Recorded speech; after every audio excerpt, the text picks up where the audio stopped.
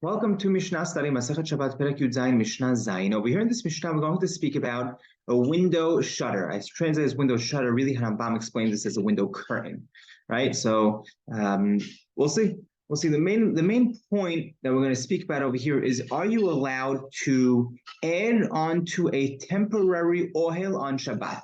So if you have a tent, right, and you have a covering, are you allowed? We know you're not allowed to go ahead and build on Shabbat, right? You can't go ahead and put a roof on top of a house, right? Let's say you already have, an awning, right? Are you allowed to add it to that awning, right? Could you extend the awning further, right? That's going to be the principal core of the mahloket over here between Rabbi Eliezer and Chachamim.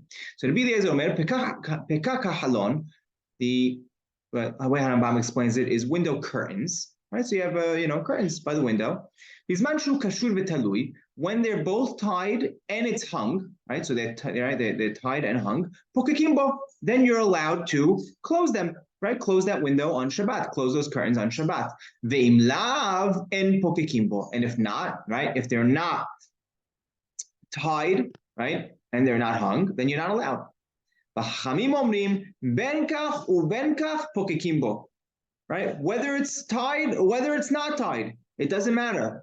Either way, you're allowed to go ahead and shut these curtains on Shabbat.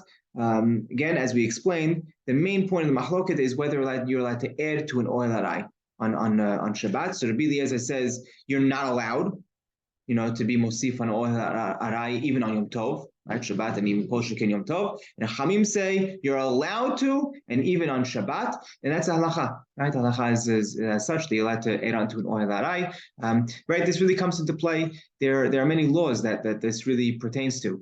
If a person has an awning open and he wants to, push that awning open a little further, are you allowed to do so? So if it's already open at tefach, then you're allowed to continue opening that further, right? Because it's already, if tefach is already considered an ohel, and then you're just extending it. The same thing with baby strollers. A lot of times, that little awning over the stroller, if it's open at tefach, right, then you're allowed to extend it further. Right? The main issue is you can't really go ahead and open something for the first time if it's not extended at tefach. That is an issue on Shabbat. And like our Mishnah, as we explained according to Hacham.